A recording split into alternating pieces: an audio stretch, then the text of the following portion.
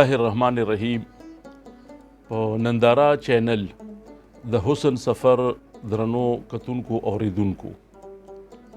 د ټولو نه وړاندې خو درته دا خبره کوو چې کله موږ دا یو 40م اپیسوډ ریکارډ کوو نو دې کې وقفه راله، د هغې داسې مختلف مجبورۍ وې، نو په هغې باندې زمونږ چې کوم ریګولر کتونکي اوریدونکي دي د هغوی نه موږ بخښنه غواړو. نن موږ د یو 40م اپیسوډ او د غني بابا په کلام کې د مکالمې روایت په هغې باندې د هغې ړومبی ټوک دی، ړومبی اپیسوډ دی د هغې. اوورال 41 وه او د غني بابا په کلام کې د مکالمې روایت د هغې ړومبی حصه ده. په لټریچر کې او په ډرامه کې ډایلاګ وي، په ناول کې په هغې کې ډایلاګ وي، په پویټرۍ کې یا چې کوم پویټک پروز دی هغه نظمیه نثر چې په هغې کې د مکالمې روایت برقرار دی. نو که موږ د دې په هسټري باندې غور وکړو نو دا بیک د پلیټو او د ارسټوټل وخته پورې د مکالمې دا روایت دا غځای نه مسلسل را روان دی، شروع دی. مکالمه د دوو کسانو ترمنځه خبرو ته وایي. یو مونولوګ دی، یو ډایلاګ دی په لټریچر کې، او یو سولیلیکوي ده. مونولوګ هغه چې یو کس خبره کوي او هغې ته څوک مخاطب وي. د مثال په طور باندې زه خبره کوم او داسې کوم چې ما ته څوک اخواته زه چاته خبره کوم، خبرې کوم او بل خواته اوریدونکی دی، دا مونولوګ دی. بیا ډایلاګ دی چې دوه کسان ترمنځ خبر، دغسې ټرایلاګ دی وغیره. نو د دوو کسانو ترمنځ یا که د دوو نه سیوا شي نو دغه ډایلاګز دي. بیا سولیلیکوي ده. سولیلیکوي هغه ده چې یو پویټ خصوصا یا یو فلاسفر هغه د خپل ځان سره خطاب هم دی کوي او مخاطب هم دی په خپلی، دغه سولیلیکوي ده. د غني بابا په کلام کې دا درې واړه عناصر په مختلفو نظمونو کې خواره واره پراته دي. د ډایلاګ، بیا د مونولوګ، بیا د سولیلیکوي. ډایلاګ د غني بابا په کلام کې چې کوم دی موږ که وګورو نو د دې بهترین مثال زموږ په وړاندې د جون میلټن ایروپیجیټیکا ده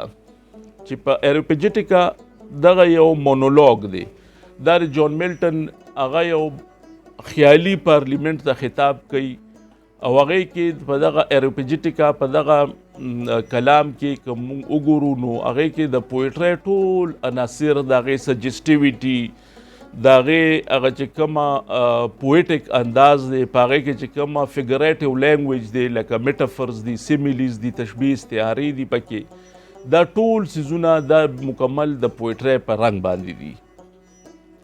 بیا که مونږ وګورو نو د بهترین زما چې کوم خوښ هم دی نو هغه د خلیل جبران یو بهترین انداز دی د پروفیټ، چې په هغې کې یو خیالي کردارونه خلیل جبران جوړ کړي دي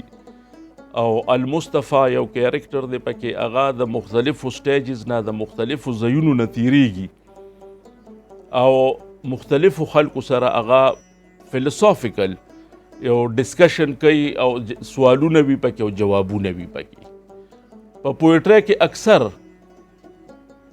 څنګه چې د غني بابا انداز دی همدغه انداز دی چې د سوالونو جوابونه ورکړي. په دغه سوالونو جوابونو کې هغه یو خیالي کردار ځان ته مخامخ کینی. لکه مثال په طور باندې په لیوني مکسه د مولا کور د یو عاشق دی، دغسې بیا لیونی مولا ترې نه پوښتنې کوي او لیونی ورله مختلف جوابونه ورکوي. نو دغه یو آیډیل، دا یو ډیر زیات د لټریچر یو سبلایم شکل داسې دی چې په دې کې یو پویټ دواړه رنګ خپل کړي، لکه د مولا د ذهن نه سوال کوي او د لیوني د ذهن نه جواب ورکوي. نو بنیادی طور دا دواړه سوال و جواب د پویټ د شاعر په ذهن کې دواړه کردارونه په هغې کې موجود وي. په دې باندې د دې پرپس څه مقصد دی؟ مقصد یې دا دی چې هغه امبیګوس یا انکلیر کنسپټس چې کوم دي، هغه کنسپټس، هغه خیالونه چې هغه عام فهم نه دي او د یو رایټر د خپل ذهن نه، هغه خیالي کردار نه د ځان نه تپوسونه کوي او بیا ورله دی د خپل بساط مطابق یا د خپل د چې کوم کنسپټ دی، د چې کوم پرسپشن دی، د هغې مطابق ورله جواب ورکوي. نو دا که مونږ وګورو نو په پښتو لټریچر کې دا روایت د خپل انداز یو ډېر ډسټینکټیو او امتیازي خصوصیت د غني بابا په کلام کې داسې دی چې که مونږ داسې ډېر سرچ وکړو نو زما په خیال باندې یا خو به نه وي او که وي نو ډېر زیات کم داسې روایت به مونږ په نظر باندې راشي چې په هغې کې د مکالمې دا روایت موجود وي. غني بابا بیا دا خپل انداز باندې خپل یو کمال ته دا سیز رسولی دی. کمال ته څنګه رسولی دی چې فلسفي یې خپله چې کومه ده، د غني بابا چې کومه خپله فلسفي ده، هغه فلسفي دی په دې طریقه باندې د دوو ذهنونو نه هغه کلیر کوي او د هغې جواب ورکوي. د هغې یو ساده مثال که زه تاسو ته ووایم، یو نظم دی، نو د دې نظم ډېرو ملګرو داسې مونږ ته ویلي مو، دوستانو، سټوډنټس، چې یاره دا که تاسو مونږ ته ایکسپلین کړئ. نو زه دلته اوس حواله راله، مخکې مونږ ویلو چې د یو نظم حواله او یا د یو نظم که مونږ ایکسپلینیشن کوو نو دا ډېر زیات ټایم کنزیومینګ دی. دا به زمونږ نه صرف وخت ډېر علي بلکې دا به ممکنه نی چې د هر یو نظم، خو چې کله ریفرنس راشي لکه اوس د ډایلاګ په حواله باندې یو ریفرنس دی، نو مونږ به د دغه جواب کوشش کوو. داسې ده چې لکه په دې نظم کې د نظم عنوان دی ای د لیونیانو نیکه. نو په دې کې یو آیډیل ماشوم دی یا یو آیډیل غني بابا ورته بچی وی، هغه پوښتنه کوي او دی ورله جواب ورکوي. تاسو وګورئ چې دا جواب او دا سوال دا په څه ډول دی. وی ای د لیونیانو نیکه، مونځ ښه که مستي ښه ده، حسن جوړېدل ښه دي که حسن پرستي ښه ده. نو بیا وایي چې وایي ښه د مستي ښه ده، دا اوس جواب دی. ای د لیونیانو نیکه دا ته دغه بچی، د خیالي بچی چې کوم دی، د فلسفې بچی چې کوم دی، هغه ترې نه پوښتنه کوي چې ای د لیونیانو نیکه، مونځ ښه که مستي ښه ده. مونځ او مستی دواړه که مونږ وګورو نو دا اپیرنټلی بدل څیزونه دي. لکه د مونځ اوس د مستۍ سره څه کار دی یا د مستۍ د مونځ سره څه کار دی. نو په دغه باندې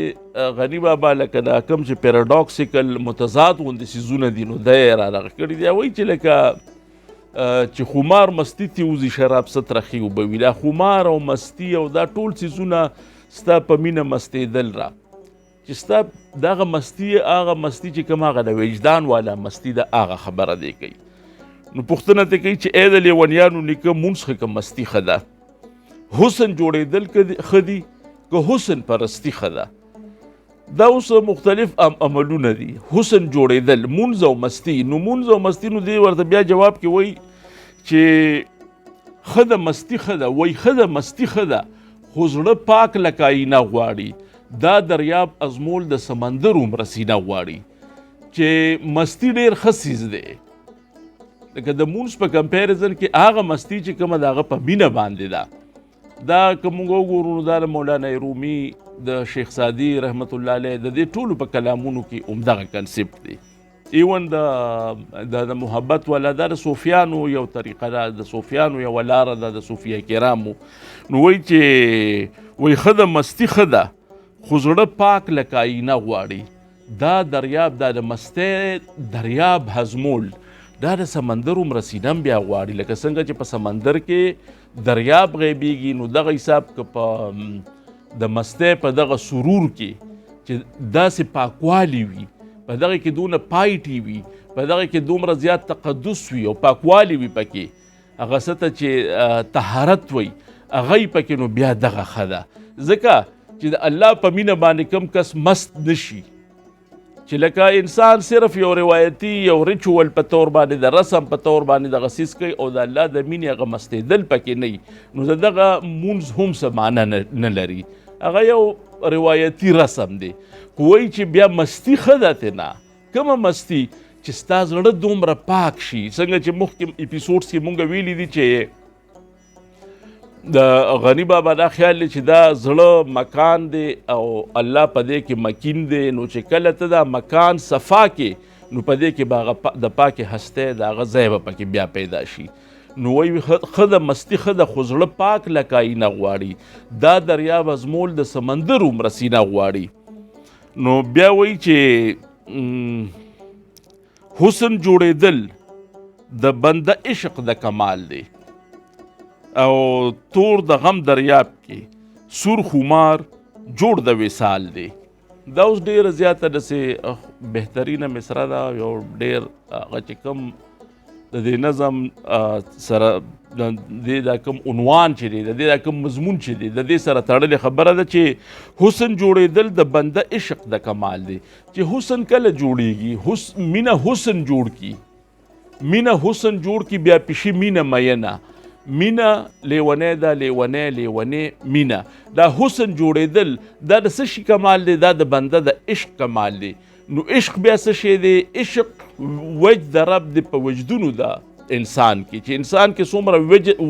وجداني کیفیتونه دي، په دې کې څومره ایکسټیټک ایکسپریشنز دي، ایکسټیټک ایکسټسي وجدان والا. وجدان مخکې نور اپیسوډس کې مونږ ایکسپلین کړی دی چې دا څه ته وایي، چې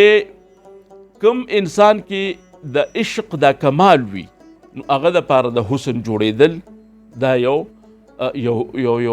عطایي ده، دا د الله تعالی له طرفه یو دین دی. نو حسن جوړېدل د بنده عشق د کمال دی، چې د بنده د عشق کمال دا دی چې دی حسن جوړ کی، او تور د غم دریاب کې سور خمار جوړ د وصال دی. دا جون که مونږ وګورو نو دا ټول فراق دی، دا هغه دایمي حسن نه د فراق تصور دی پکې. نو وایي چې حسن جوړېدل د بنده عشق د کمال دی، تور د غم دریاب کې سور خمار جوړ د وصال دی. چې د وصال د جون تاسو وګورئ دا ټول یو تور دریاب دی د فراق. حسن جوړېدل په دې کې بیا څه شی دی؟ دا د انسان کمال دی. او په دغه تور دریاب کې د حسن جوړول وي، دا داسې دی چې د وصال او د خمار، د وصال او د خمار دا یوه لمحه ده پکې. نو وایي چې تور د غم دریاب کې تور د غم دریاب کې سور خمار جوړ د وصال دی. نو دغه وصال دغه خمار جوړېدل دا د عشق او عشق په خپله دا د حسن بچی دی. یا څه ځایونو کې وایي چې د مور د عشق او حسن یو رابطه ده، خو هغه زمونږ موضوع اوس نه ده، نو دغه خبره اوس نه کوو. نو ای زما بچیه د جانانه مینه لا ښه ده، نوم یې ښکلې لا ښه دی، جلوه یې رنګینه لا ښه ده. نو ای زما بچیه د جانان یې مینه لا ښه ده، چې جانان خو ښه دی، خو د جانان مینه د جانان نه هم ښه ده. ځکه چې مینه حاصل دی. جانان دا چې زه د جانان سترګې ښکلومه، دا چمکی دله ورکومه د رفتار، د شفق د سرو ډکوم ځان له جامونه، دا چې سترګې سرې کومه په خمار. چې مطلب دا دی چې د جانان یې مینه لا ښه ده، چې صرف جانان خو ښه دی، خو د هغه نه هم ښه چې کوم دی د هغې جانان کوم حاصل دی. نو جانان حاصل څه شی دی؟ دغه د مینې جذبه ده. نو وایي چې د جانان یې مینه لا ښه ده، او نوم یې ښکلې لا ښه دی، جلوه یې رنګینه لا ښه. چې څه څیزونه حسن دی، واټ ایور حسن لټومه، که په غره وي که په سمه، چې په هر ځای کې حسن دی. نوم یې ښکلې لا ښه دی، جلوه یې رنګینه لا ښه ده، چې هر ځای کې حسن دی، په هر شکل کې دی، نو هغه ښه دی. نو بیا وایي چې ای د لیونیانو نیکه مارخه که مولاخه دی او تن می ډک له زهرو که زړه ډک مې د بلاخه دی. دا اوس د غني بابا چې کومه روایتي انداز دی چې مولا او مار کم نو د وایي چې خوله د مار په ټول وجود کې خو زهر نه په خوله کې زهر وي، نو وایي چې دا ټول وجود دی د زهرو ډک شي دا ښه دی، او که دا خوله دی د زهرو ډکه شي نو دا ښه ده. نو وجود که ټول د زهرو ډکي خو د هغې چاته نقصان هغسې نشته که چا خوړلې نه تر څو، خو که خوله د زهرو ډکه شي نو د دغې نقصان ډېر دی. نو دی وایي چې ای د لیونیانو نیکه مارخه که مولاخه دی. نو د مار په خوله کې زهر دی او د مولا ټول وجود وایي چې د زهرو ډک دی، نو چې دا د نقصان د خپل ځان دپاره هم دی او د خولې نه هم نقصان خلکو ته دی. نو دی وایي چې تن مې ډک له زهرو که زړه ډک مې د بلاخه دی. چې برایي راکې په تن کې هم ده او په زړه کې مې هم ده، نو زړه کې مې دا برایي ښه ده، او که وجود مې ډک د دې زهرو نه لا ښه دی. دغه باندې خبره کوي. بیا ولې جواب څه ورکوي؟ نو ای زما بچیه وایي ډیران لره انګار ښه دی. ډیران لره انګار ښه دی مطلب دا چې ډیران بس خو سیزل دي، لرې کول دي، ختمول دي. او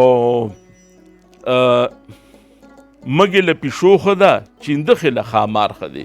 تاسو اوس وګورئ د دې دا سیملي په دې کې چې دا په کوم انداز کې چې مګې له پیشو ښه ده چې کوم څیز ختمیږي بل څیز یې ختمی. مګې له پیشو ښه ده، چیندخې له خامار ښه دی. نو تا له لیونتوب ښه دی، مستي ښه ده، صحرا ښه ده. چا دا دوی تا لیکلی دی، خو دا زما خیال دی چې دا اصلي اوریجنل دا چا دی.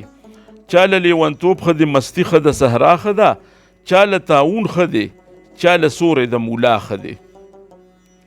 چا له سورې د مولا ښه دی، چا له طاعون بیماري ښه ده، چا له سورې د مولا ښه دی. دا زما خیال دی کې د ایکسپلینیشن څه ډېر زیات دغه نشته، دغه سمپل غود دی خبره ده. نو دا دنیا د رنګ ښه ده، دا دنیا رنګینه لا ښه ده. زیړه ښه ده، توره ښه ده، تکه سپینه لا ښه ده. دا دی کې یو ریپیټیشن راغلی دی، خو بهرحال دا دنیا د رنګ، دا د دنیا رنګ دی، دا دنیا رنګینه لا ښه ده. لکه دا دنیا کې ویرایټي ده، د هر یو څیز پکې یو ویرایټي ده، یو مختلف رنګونه دي. نو وایي چې دا د دنیا رنګ دی، دا دنیا رنګینه لا ښه ده. زیړه ښه ده، توره ښه ده، تکه سپینه لا ښه ده. نو ای د لیونیانو نیکه حسن که بلا ښه ده، او برخه د مجنون ښه ده که برخه د لیلا ښه ده. برخه د مجنون او د لیلا تاسو وګوره دی هغه کې حسن که بلا ښه ده. نو دا اوس لکه دوه اپوزیټ سیزونه ده، بګوا بلا، دا غني بابا د بدرنګۍ د علامت په طور استعمالوي. نو برخه د مجنون ښه ده که برخه د لیلا ښه ده. د لیلا څه برخه ده او د مجنون، نو د دواړو کې مشترک یو څیز دی او هغه عشق دی. د لیلا برخه د معشوق ده او د حسن برخه ده، او د مجنون برخه د مینې او د عاشق ده. یو معشوق دی، یو عاشق دی، په دواړو کې مشترک الیمنٹ هغه د عشق دی. د مجنون برخه د عاشق، د مین برخه ده، د لیلا برخه د معشوق او د حسن. ابره چې وای حسن جوړېدل، نو رومبې لکه د مجنون عاشق شوی دی، نو د لیلا برخه پیدا شوی ده. یا د لیلا برخه د حسن موجود وه، نو د مجنون عشق پیدا شوی دی. دا خبره داسې کول غواړي. نو برخه د مجنون ښه ده که برخه د لیلا ښه ده. نو ای زما بچیه د دلبر د خولې هوا ښه ده. ای زما بچیه د دلبر د خولې هوا ښه ده. یخه نرمه لا ښه ده او تیزه ګرمه لا ښه ده. هر هغه څیز چې د جانان سره تړلی دی، هر هغه څیز، هغه چې یو ځای کې د وایي چې هغه رحمان بابا دی غالبا چې خوشحال بابا دی چې عاشقي که سراسر واړه بلا ده، ما په ځان د زړه قبوله ده بلا کړه. خوشحال بابا دی غالبا، زما خیال داسې دی چې نو دی وایي چې د جانان سره تړلی هر یو څیز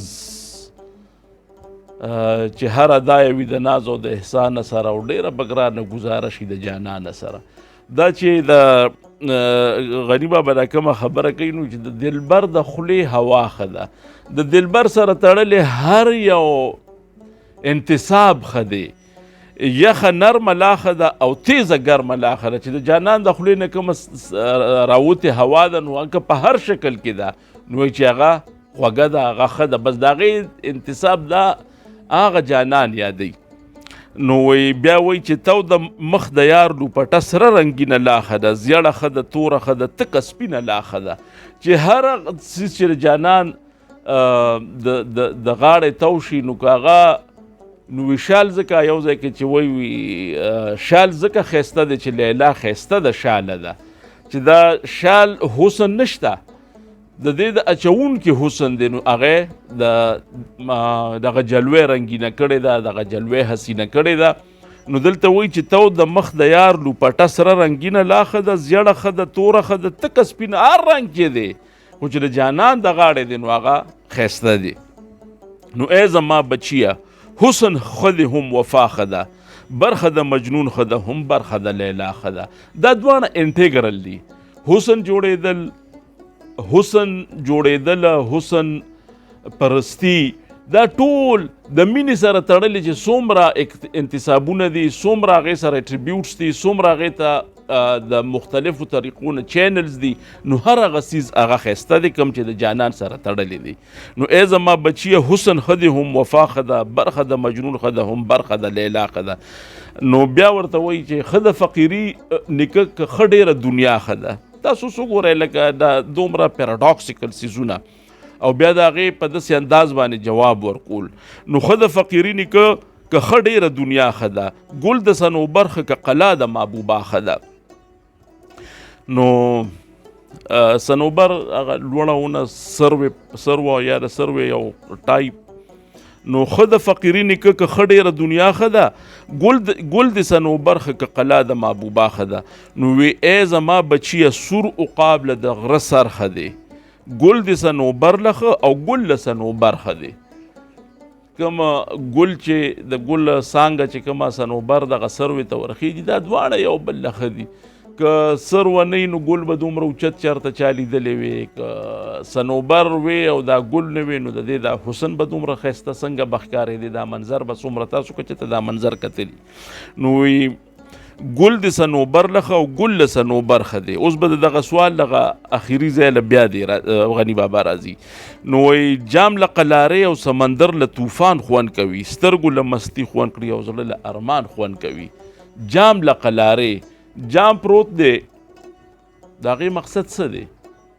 چې هغې نه څوک اوبه وڅکي نو هغې کې قلارې خوند کوي جام له قلارې او سمندر له طوفان خوند کوي او د سمندر رنګ څه دی بیا د سمندر رنګ دا دی چې دی به هر یو څیز اوچتوي دا به اوچت په دې کې مد و جزر به په دې کې به ښکتهوالي او پورتهوالي وي په دې کې به چپې راځي نو وایي چې جام له قلارې او سمندر له طوفان خوند کوي سترګو له مستي خوند کړي او زړه له ارمان خوند کوي په کوم زړه کې چې ارمان نه وي په کومو سترګو کې چې مستی نه وي دا ارمان هم د مستی پیدا ده سترګو له مستی خوند کړي او زړه له ارمان خوند کوي چې کومو سترګو کې مستی نه وي او په کوم زړه کې ارمان نه وي نو لکه هغه یو بل ځای کې چې هغه غني بابا چې وایي چې خمار مستی تیوزي شراب خی ترخي اوبه وي چې غرور سرور یې نه وي دا ژوندون د څه وي چې د مینې زړه شي پاتې لکه ګل وي رجېدلې یا شوله یا وده نور وي یا یو موټې د خزلې نو دغسې دا خبره دلته چې کوي چې په کوم زړه کې ارمان نه وي ارمان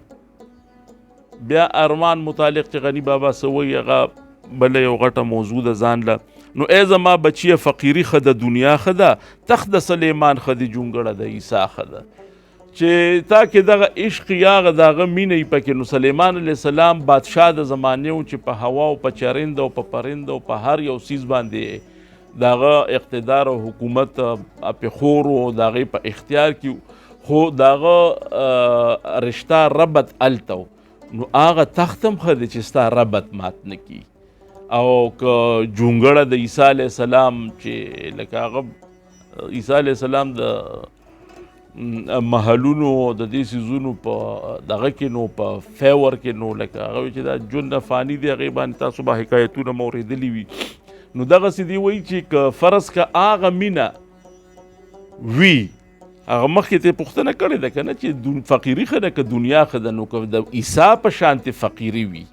یو ځای کې مخکې چې په بل یو نظم کې وایي چې تخت د یزید دلته وایي چې تخت د یزید ښه نه دی او ټکورې د لیلا ښه دی نو ای زما بچیه فقیري ښه ده دنیا ښه ده تخت د سلیمان ښه دی او جونګړه د عیسی ښه ده که دغه مینه پکې وي ښه مې خپل لروکې دی که قرض توپخانه ښه ده یو ورکوټې لور دی ما سره خوا زما دی او چا راله قرض توپ را کړی دی نو کم یو څیز پکې خري دا دونه بنیادي د فلسفې سوالونه دی کوي نو ای زما بچیه یار جړلو له سارا ښه ده تخت د رقیب ښه نه دی ټکورې د لیلا ښه دی چې د لیلا ټکورې وي هغه ورکوټې شانتې پوزکې وي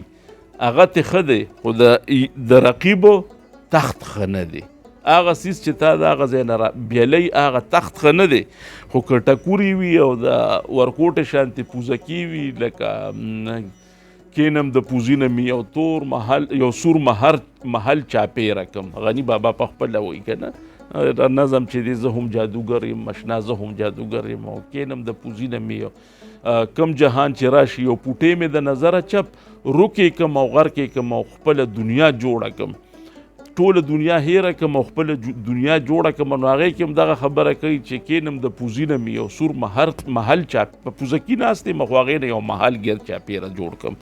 نو وایي تخت د رقیب ښه نه دی ټکورې د لیلا ښه دی دوست د یزید ښه نه دی شهید د کربلا ښه دی مرګ هم ښه دی هغه خو چې هغه طرف ته تای اوسي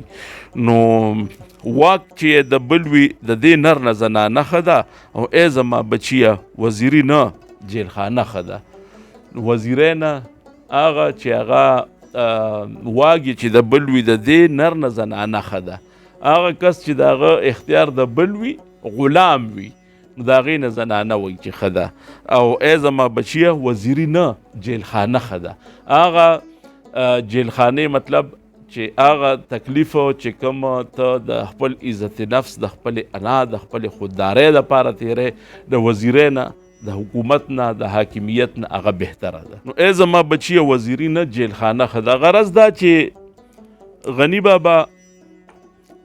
په کلام کې اوس چې دا لږ زما په خیال باندې دا شروع مونږ د دې نظم نه وکړه نو دا نسبتاً کمپیریټیولی دا نظم لږ ماته سمپل غوندې ښکارېده نو ځکه مې وویل دې پسې چې کوم بیا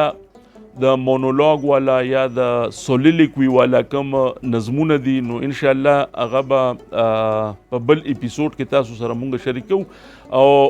دا خبره مې ته کوله چې د دې ټولو څیزونو معنی څه ده لکه معنی دا ده چې مونږ به انشاءالله اصل کې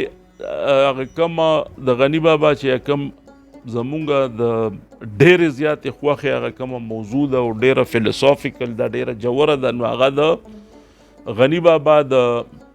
الله او د الله تصور دی خو څنګه چې مونږ ویلو چې دا څومره اپیسوډز دا 41 شو یا یو څو نور اپیسوډز دي نو دې پسې به بیا مونږ وروسته